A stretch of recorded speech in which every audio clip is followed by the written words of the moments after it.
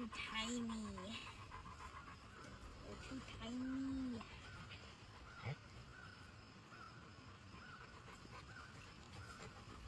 Let's say the kids are here at the park by themselves and they have the dog.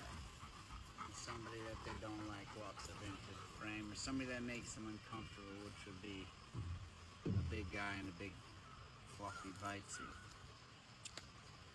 So what can the dog do? Well, the first thing the dog's got to do is he's got to be able to maintain being a calm dog. And he can't just be a rogue dog. Otherwise, how could we have the dog out in public at all? But he also needs to understand that if I become, he's watching, paying attention. If I become in any way aggressive towards either one of them, now I want to show you too, like he doesn't need to bark to do anything, right? So like watch this. If I were to go and grab him, watch, ready? Good boy. He doesn't need to bark at all. Okay. Oh. Okay, out him. Out him.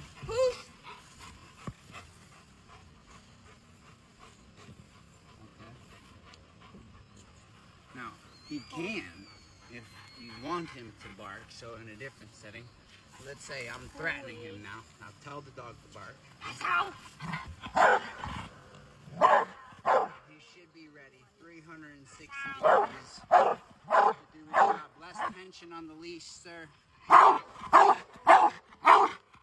he should be ready 360 no matter what's going on. But he still shouldn't be able to engage on his own, right? Because I'm not doing anything yet. But he should be paying attention and looking for, and watch, see, like I can do the same action like this, but I don't have anything in my hand. As soon as I have something in my hand that the dog sees as a threat, the reaction is going to be completely different. Ready, watch.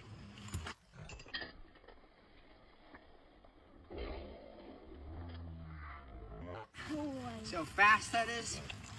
Good boy. Now this is just a prey exercise. Like this is just a dog having fun, right? Learning, right? Good. Get in there, good. Wait, good. Okay, Adam. Hold him right there. Okay, I want to show one more thing. I want to show.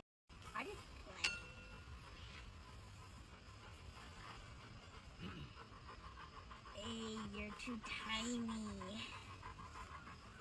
You're too tiny.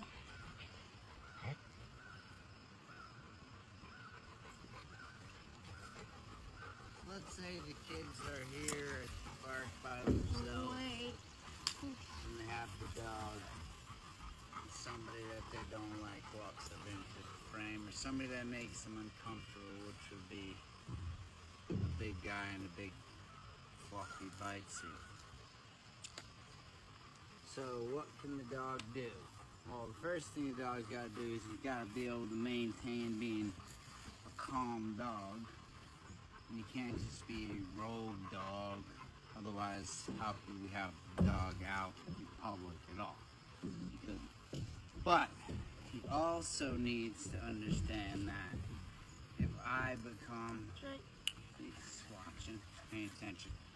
If I become in any way aggressive towards either one of them, now I want to show you too, like he doesn't need to bark to do anything, right? So like watch this.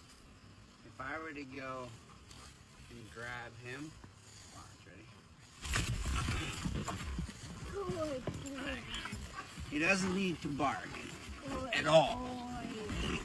Okay. Oh. Okay, out him. Out him. Okay.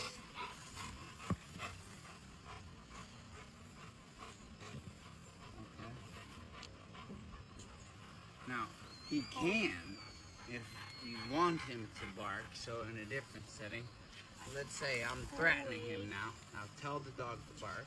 He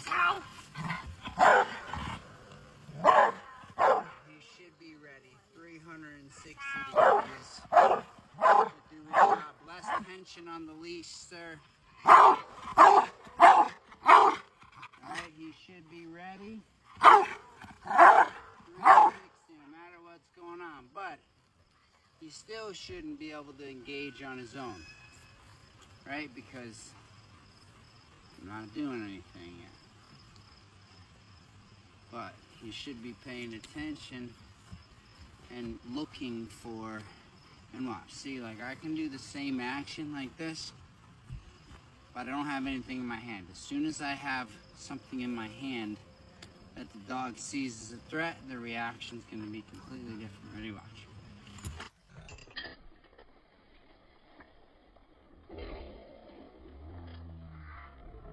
Boy. See how fast that is? Good boy. Now this is just a prey exercise. Like this is just the dog having fun, right? Learning, right? Good. Each minute, get in there, good. Good. Okay, Adam. Hold him right there. Okay, I want to show one more thing. Hold. I want to show